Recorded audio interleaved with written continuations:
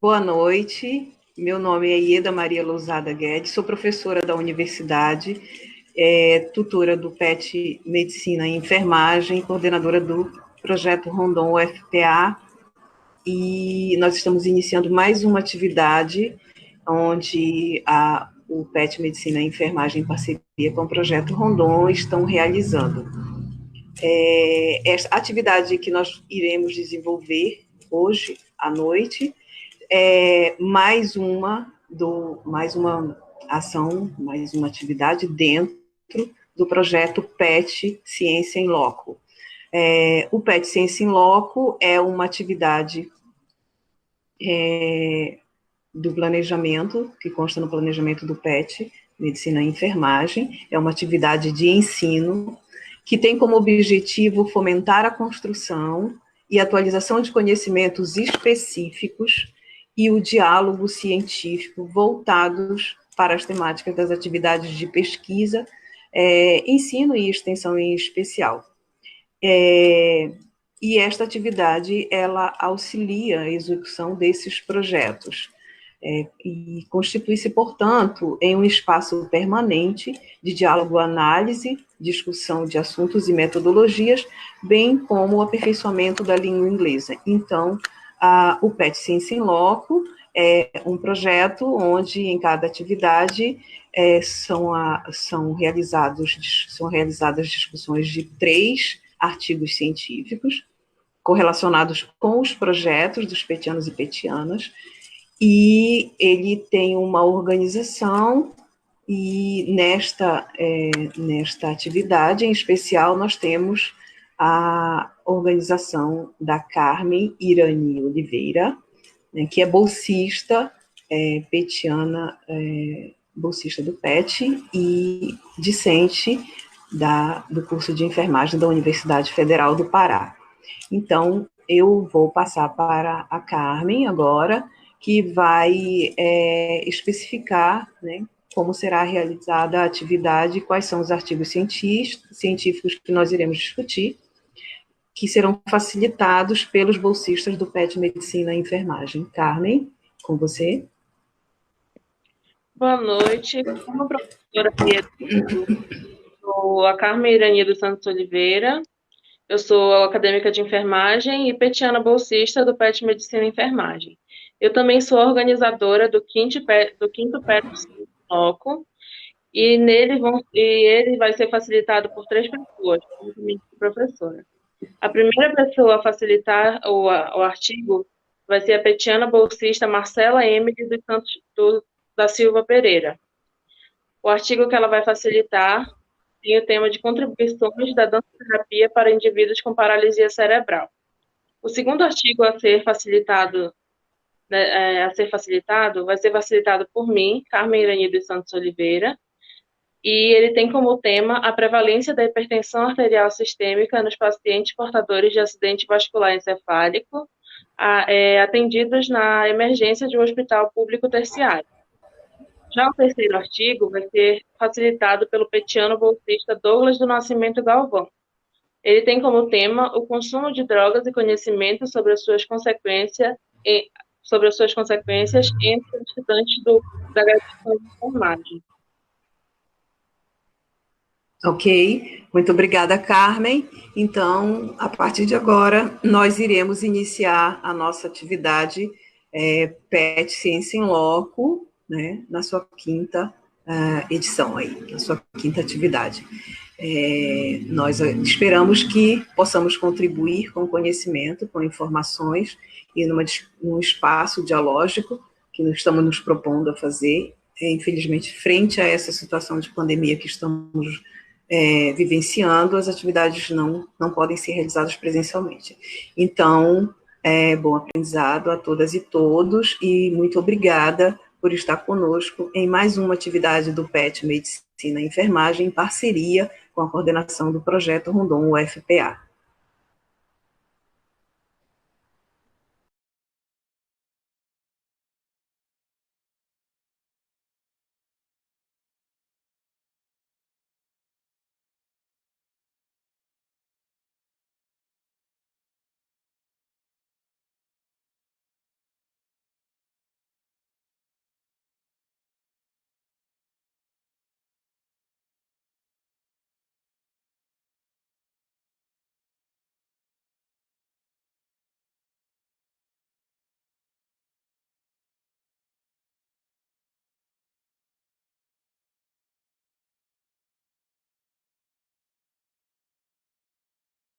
Bom, pessoal, eu me chamo Marcela Pereira, sou acadêmica de enfermagem e atualmente bolsista do Programa de Educação Tutorial PET Medicina e Enfermagem. Dando continuidade a mais um PET Ciência em Loco, hoje sobre a organização da Carmen Oliveira e tutoria da professora doutora Ieda Maria Lousada Guerra. O artigo sobre o qual eu vou explanar, ele traz como título As contribuições da dança-terapia para indivíduos com paralisia cerebral. Tem como autores Gabriela Donini, César Bueno e Karen Bernardi. Foi publicado no ano de 2019 na revista Ramos e Raiz. Contextualizando um pouquinho, a deficiência ela tem sido vista atualmente pelos estudiosos não como algo inerente ao indivíduo, mas sim como uma barreira imposta pela sociedade. A sociedade, por sua vez, tem deixado de ver a deficiência através dos olhos do modelo médico e tem adotado o modelo social. No modelo médico, a pessoa é deficiente pela sua condição mental e física específica, que deve ser tratada para ser corrigida e normalizada. Já o modelo social, ele diz que o que limita a pessoa tornando-a deficiente são as barreiras sociais, ambientais, comportamentais e culturais. E qual é o papel da dança nesse contexto? A dança ela é uma ferramenta que fomenta os direitos dessas pessoas na tentativa de garantir o exercício dos direitos públicos dela e também de sanar qualquer tipo de empecilho imposto pela sociedade. O Grupo Mover, ele é composto, o Grupo Mover a gente vai explanar posteriormente, mas ele é um grupo de dança composto por indivíduos com e sem paralisia cerebral. O que é a paralisia cerebral, né? Contextualizando um pouquinho. Ela é uma patologia que vai ocasionar distúrbios do desenvolvimento, da motricidade e da postura. Esses déficits motores, eles acabam por influenciar no comportamento emocional e social das crianças, resultando no desenvolvimento atrasado. E esse desenvolvimento atrasado, a gente vai observar nessas crianças que vai corroborar para o isolamento social delas, e elas vão se tornar mais reclusas da sociedade. Esse é um grande problema que a gente vê atualmente. Falando mais um pouquinho da dança, a dança para crianças com paralisia cerebral, ela envolve a estimulação de habilidades de movimento, expressão artística, socialização e participação. E no tratamento dessas crianças, ela tem um intuito de oferecer uma terapia de uma forma lúdica e através das próprias vontades da criança. Ou seja, a criança ela só participa se ela estiver motivada, porque a motivação ela é peça-chave do tratamento dessas crianças. Além disso, o objetivo do tratamento reabilitador é estimular o desenvolvimento motor e cognitivo das crianças com paralisia cerebral. E a dança ela vai justamente atingir esses objetivos, ela vem ao encontro desses objetivos, uma vez que ela fornece estimulação emocional, social, cognitivo e físico para essas crianças. Além disso, a prática da dança, além da vivência artística e cultural, estimula a aquisição motora de forma lúdica e prazerosa, desenvolvendo habilidades tanto em indivíduos típicos como em indivíduos com alguma patologia ou disfunção. Ou seja, como eu disse, no Grupo Moveri, a gente tem tanto pessoas com paralisia cerebral como pessoas ditas normais. E isso acaba tornando-se uma ferramenta adequada para o tratamento de comprometimentos funcionais e motores.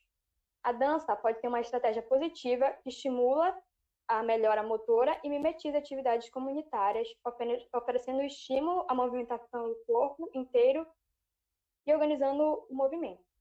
Além disso, Laude e et al. Ele trouxe um estudo dizendo que a dança ela tem o poder de causar mimetizações do comportamento agressivo de crianças com transtornos mentais, além de corroborar significativamente para o desenvolvimento cognitivo de idosos e também aumenta a autoestima dos adolescentes.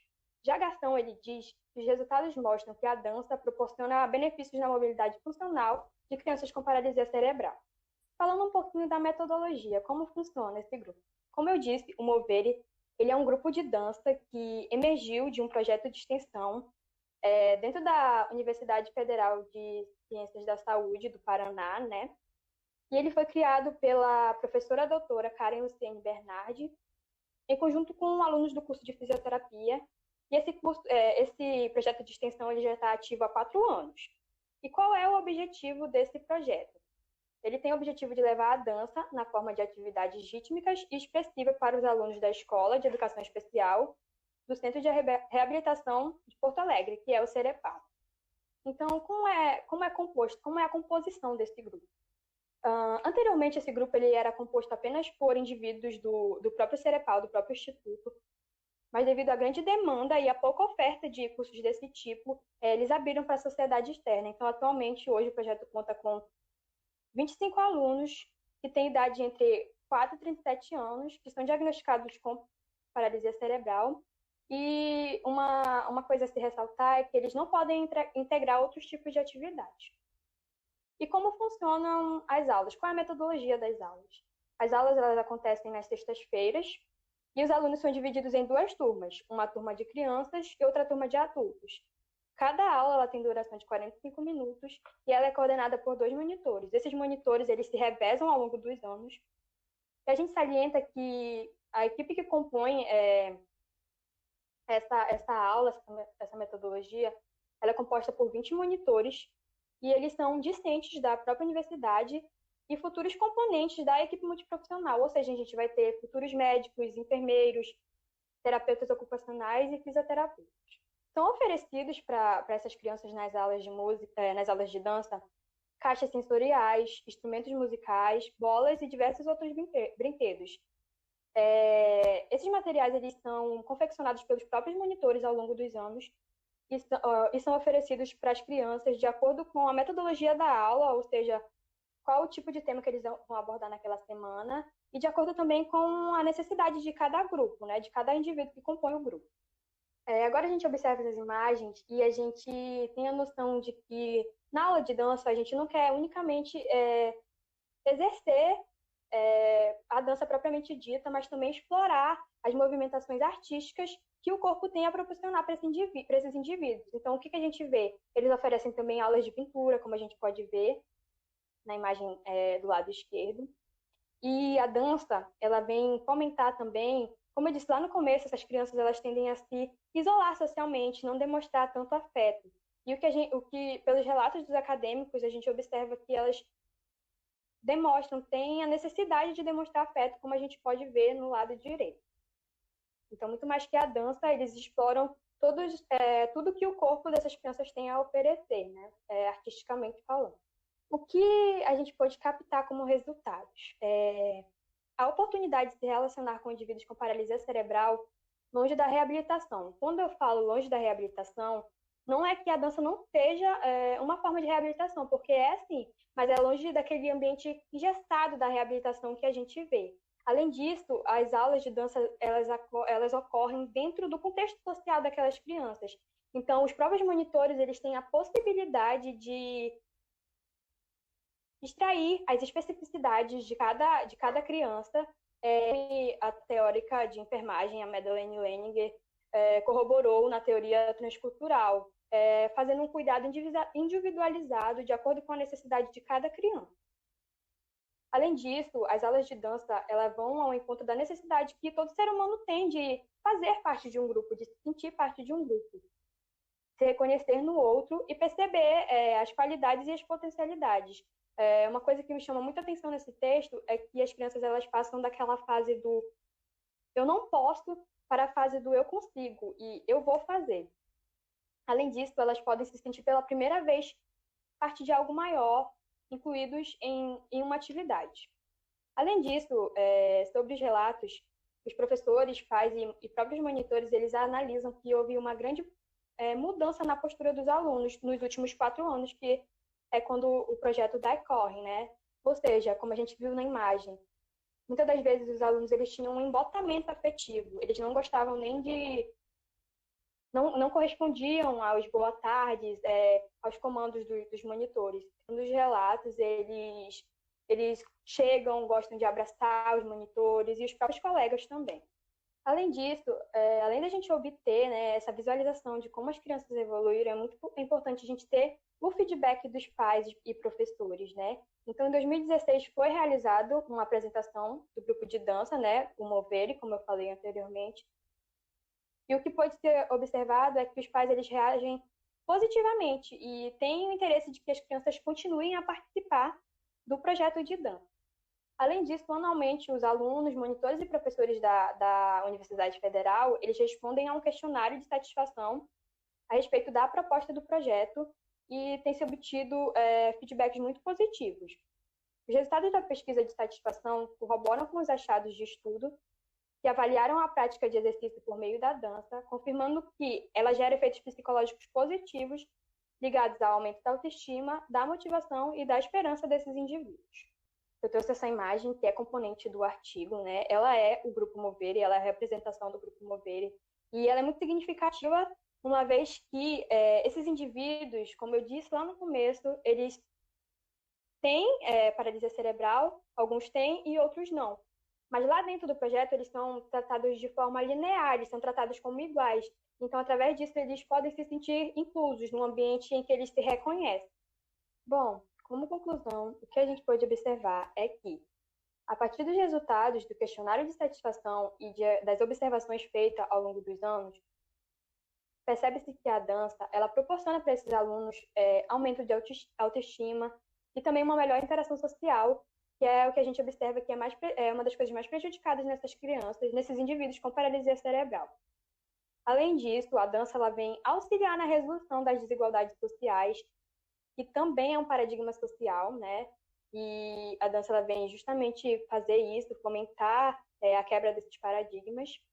Além disso, o projeto de dança para crianças com paralisia cerebral, ele fornece uma vivência única para os monitores, né, para os voluntários, gerando uma experiência diferenciada para a formação acadêmica. Sendo assim, a dança exerce uma influência benéfica e significativa nas pessoas com paralisia cerebral, aumentando, consequentemente, a qualidade de vida desses indivíduos.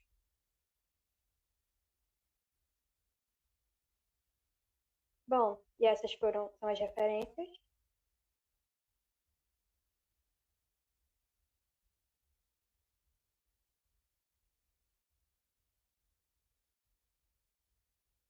Muito obrigada.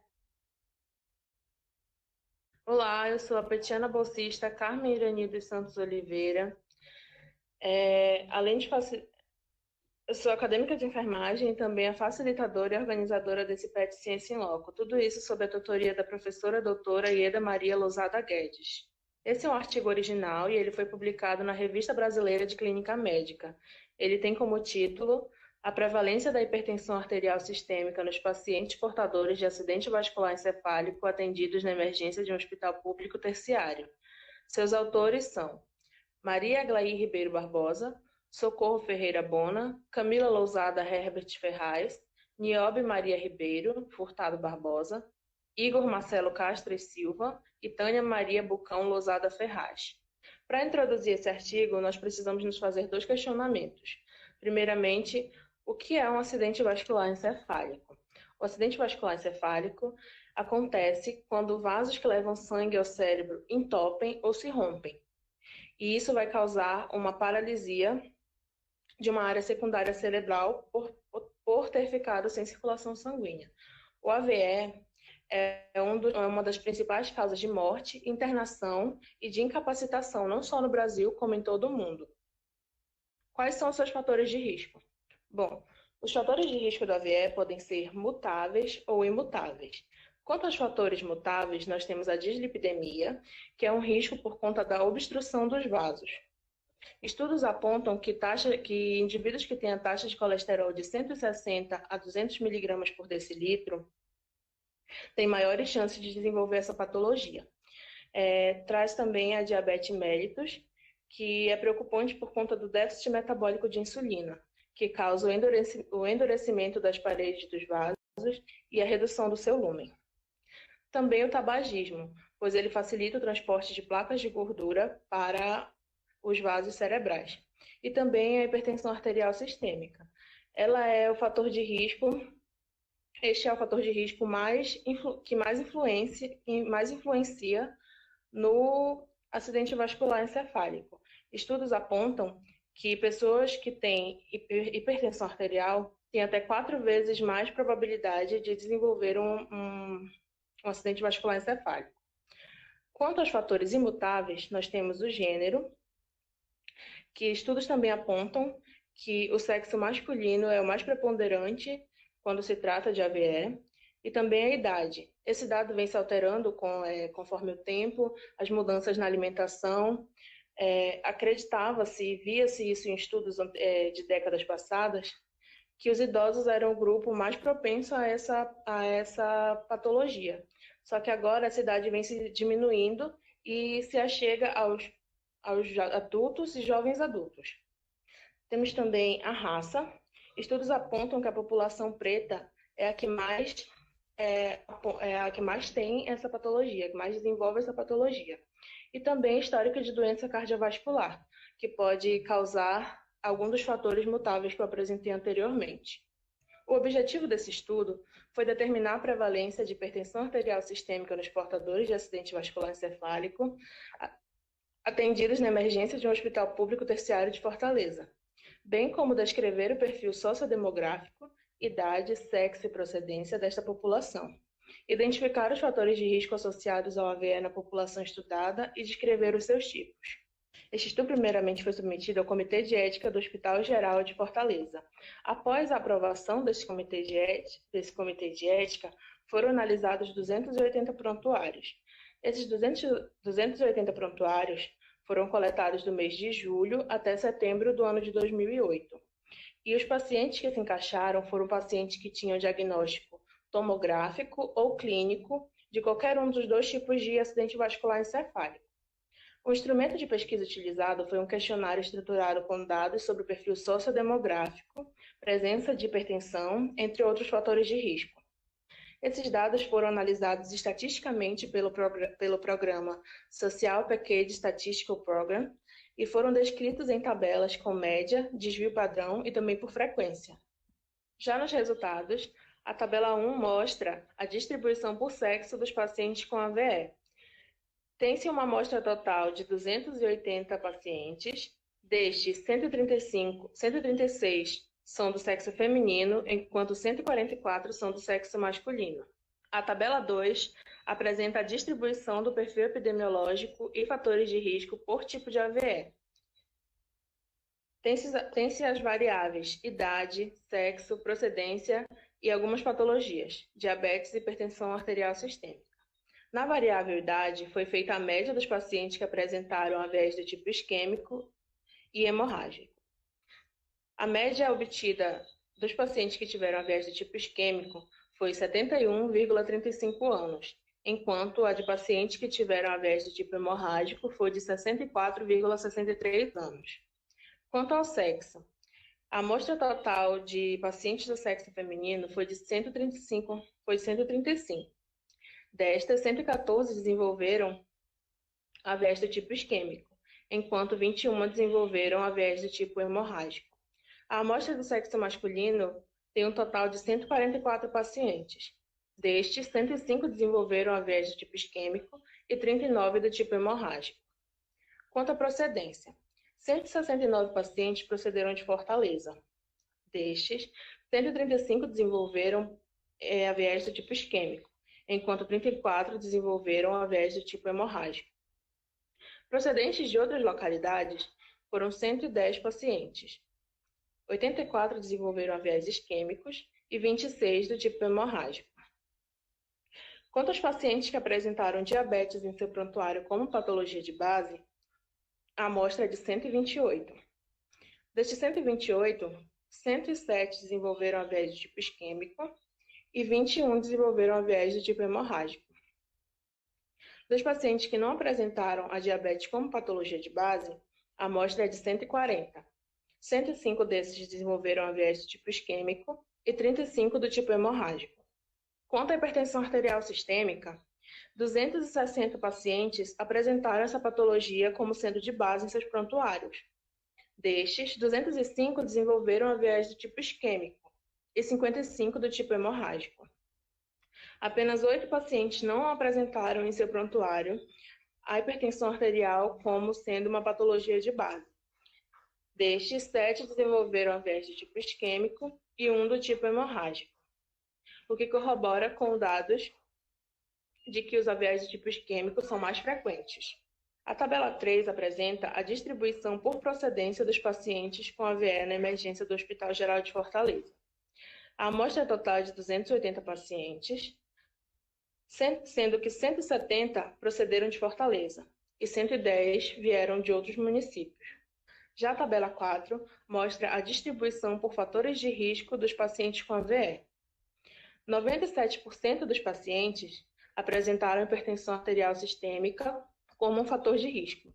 Já 47,6% apresentaram a diabetes mellitus como um fator de risco. 11,2% apresentaram tabagismo e 3,7% apresentaram hipercolesterolemia. A prevenção da hipertensão arterial sistêmica no presente estudo foi de 97%, o que corroborou com grandes estudos epidemiológicos. Já em relação ao sexo, houve uma discreta preponderância do sexo masculino, 51,4%, como demonstrado por Araújo e por Mazzola. Quanto à idade, que variou entre 30 e 98 anos, os resultados são semelhantes ao estudo de Dias. Já quanto à procedência dos pacientes, 60,7% procederam de Fortaleza, enquanto 39,3% de outros municípios, o que nos leva a pensar sobre a dificuldade de acesso à saúde nesses municípios que os levaram a se locomover para a capital do estado. Outro fator de risco com prevalência significativa foi o diabetes mellitus, que apresentou 47,6% de preponderância. Quanto aos tipos de AVE, André e Stokes afirmam que 70% a 80% dos tipos são dos tipos químico e que 9% aproximadamente são do tipo hemorrágico, o que também corrobora com os resultados deste estudo. O presente estudo demonstrou que 78,5% dos AVEs eram isquêmicos e 21,5% eram hemorrágicos.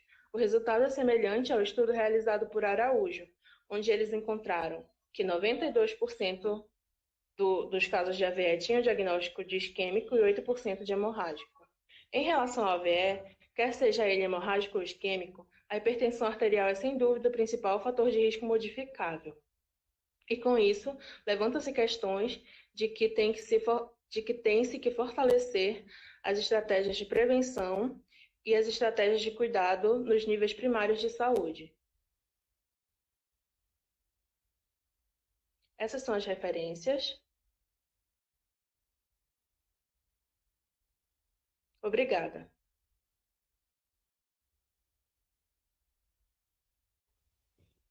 Olá a todos e todas, me chamo Douglas Nascimento Galvão, sou acadêmico de enfermagem e petiano bolsista do PET Medicina e Enfermagem, que tem como tutor a professora doutora Ieda Maria Luzarda Guedes, e tem como organizadora desse PET Ciência in Loco a petiana bolsista Carmen Santos Oliveira. O artigo que vai ser apresentado tem como título Consumo de drogas e conhecimento sobre suas consequências entre estudantes de graduação em enfermagem, que foi publicado pela revista Texto Contexto Enfermagem 2018. O objetivo desse trabalho é analisar o padrão de consumo de substâncias psicoativas e o conhecimento das consequências do uso de álcool, maconha e cocaína de estudantes de graduação em enfermagem no primeiro e no último ano do curso. Trata-se de um estudo descritivo transversal que tem como amostra 141 estudantes que seguiram os critérios de inclusão, que são estar matriculado na disciplina do primeiro e último semestre e ter mais que 18 anos. A coleta de dados foi dada no período de fevereiro a março de 2014 e todos os participantes fizeram a assinatura do termo de consentimento livre esclarecido. E esse estudo foi submetido e apreciado pelo Comitê de Ética em Pesquisa da Escola de Enfermagem de Ribeirão Preto, da Universidade de São Paulo. A coleta de dados socioeconômicos teve em média 15 minutos, que é um roteiro com variáveis sociodemográficas, como a idade, o sexo, a raça, religião, situação conjugal, renda, ocupação, com quem reside e qual é o semestre do estudante, e foi tendo por base os critérios mínimos sociais do Instituto Brasileiro de Geografia e Estatística, IBGE. Foi utilizado o questionário para a triagem do uso de álcool, tabaco e outras substâncias, que tem por objetivo verificar a dose e a frequência que o estudante faz uso dessas substâncias. Também foi utilizado o questionário sobre o conhecimento das consequências consequências do uso de álcool, maconha e cocaína, CICAD, em parceria com o Center for Education and Mental Health, que avalia a cerca de uma porcentagem de 0% a 100% o conhecimento desse estudante, sendo de 50% a mais um bom conhecimento e abaixo de 50% um conhecimento ineficiente dessas substâncias. A análise de dados utilizou-se o software SPSS, sendo os dados sociodemográficos analisados com base na distribuição das frequências e estatística descritiva. Os scores do questionário de conhecimento sobre as consequências do uso de álcool, maconha e cocaína foram submetidos ao teste Komarigov e Smirnov distribuição normal, e para o cálculo da diferença entre as médias realizou-se o teste de Students. E para o teste de associação, foram utilizados o teste exato de Frisch e o concordante de Pearson. O questionário sobre o conhecimento das drogas evidenciou-se com 13 consequências em cada categoria, sendo essas categorias sociais, psicológicas e biológicas, totalizando 9 itens para cada droga. Também foi incluso os 5 distratores, totalizando 14 itens analisados por cada droga. Estes distratores foi evidenciado para verificar se teria respostas padrões ou aleatórias, totalizando 42 itens para avaliação do questionário. A idade mínima foi de 18 anos e a máxima de 36 anos.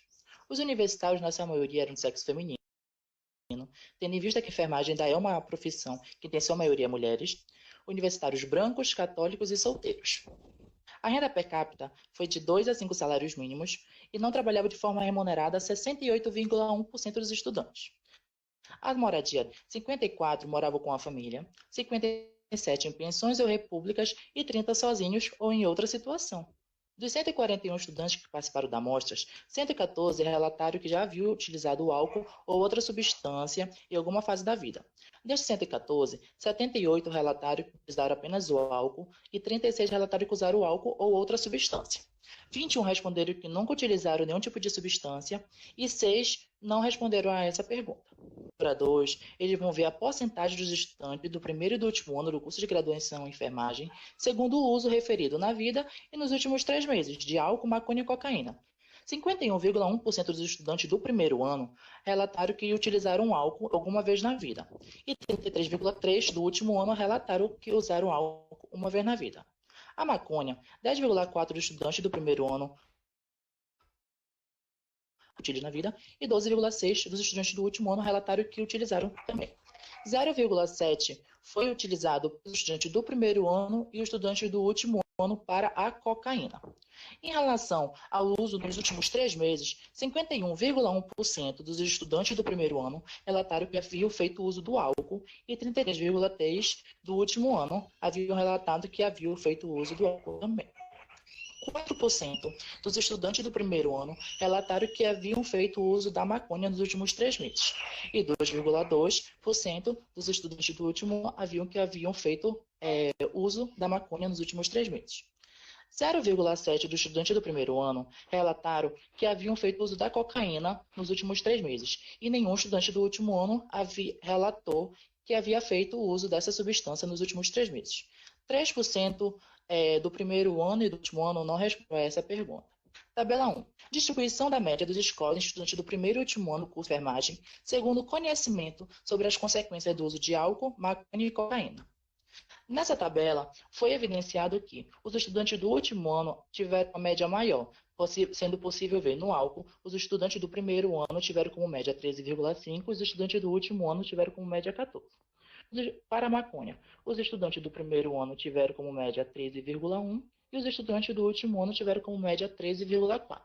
E para a cocaína, os estudantes do primeiro ano tiveram como média 12,9 e os estudantes do último ano tiveram como média 13,6. A distribuição da média de idade dos estudantes segundo o conhecimento sobre as consequências do uso de álcool, maconha e cocaína. Foi feito nesse levantamento acerca de uma padronização das pessoas que tiveram notas acima da média e abaixo da média. E foi feita uma média de todas as idades. E foi constatado que todas as pessoas que haviam tido notas acima da média, independente da substância que estava sendo estudada, tiveram a sua idade superior daquelas que tiveram abaixo da média. Isso constata que essas pessoas elas que estão com uma idade superior às outras, ou elas já estão no nível avançado da faculdade, ou elas já tiveram contato com outras pessoas que passaram por essa situação e sabem as consequências que essas substâncias podem trazer. Tabela 3. Distribuição dos alunos de acordo com o consumo na vida e nos últimos 3 meses de álcool, maconha e cocaína, segundo o conhecimento sobre as consequências do uso das substâncias.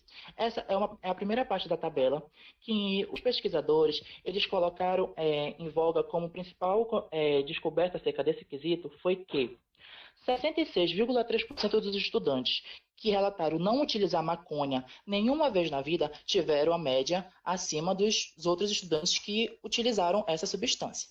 Tabela 3, que é a continuação da última tabela, e nessa tabela foi possível perceber que 74,3% dos estudantes que não utilizaram maconha nos últimos 3 meses também tiveram a média acima do que aqueles que fizeram uso dessas substâncias. Discussão. Brasil 2010 diz que o consumo em relação à dosagem frequente é preocupante, tendo em vista que os estudantes que fazem um consumo e a frequência cada vez mais proeminente têm maior risco de se tornar um consumidor de risco da substância, trazendo problemas físicos, psicológicos e sociais para si. Brasil 2010 também diz que há uma maior vulnerabilidade dos acadêmicos do primeiro semestre, haja vista que esses acadêmicos estão entrando nesse mundo agora, então eles não sabem nenhuma outra válvula de escape que possa diminuir o estresse que eles vêm tendo nessa nova realidade. E também eles podem ter influência de outros acadêmicos que já fazem uso dessas substâncias como uma válvula de escape, como os estudantes dos outros semestres mais avançados que eles. Segundo o Bueno, em 2016, a maconha compromete mais o desenvolvimento cognitivo durante a graduação. Haja vista que, nos resultados, as pessoas que utilizaram maconha uma vez na vida ou nos últimos 3 meses, elas apresentaram os scores abaixo da média. Entretanto, é necessário avaliar se os usuários dessa substância eles não têm uma relação com ela de forma mais permissiva, já que os usuários que usam a maconha e a cocaína não tiveram os scores abaixo da média. A Aurora 2016 diz que o conhecimento dado pela academia tem sido efetivo em relação ao álcool e à cocaína, haja vista que, como nos próprios resultados disse, que as pessoas que teve um menor conhecimento acerca da maconha, mas em relação ao álcool e à cocaína, os conhecimentos dos estudantes realmente foram bastante efetivos, tendo eles os maiores médias de acerto em relação às 3 substâncias. E a Aurora 2016 também diz que é possível repensar o currículo de enfermagem, haja vista que o estresse das práticas, o horário das aulas desses estudantes tem um intervalo muito pequeno, fazendo com que o estresse realmente venha a ansiedade, inclusive outros distúrbios psicossomáticos. Além disso, é possível também fazer com que esses estudantes eles tenham contato com pessoas que estejam passando pela fase de desintoxicação dessas substâncias e que assim eles possam enxergar até que ponto as pessoas elas podem chegar utilizando essa substância de maneira excessiva. E também é possível valorizar o conhecimento em outras etapas de ensino. E como conclusão desse estudo, a hipótese de que o conhecimento das consequências do consumo de drogas interfere no uso foi confirmada apenas para a maconha. E os resultados possibilitam repensar a importância da revisão de conteúdos sobre a temática aos alunos de graduação em enfermagem.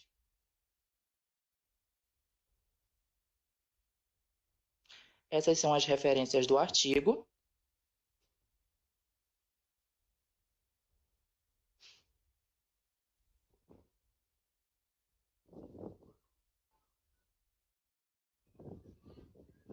Muito obrigado.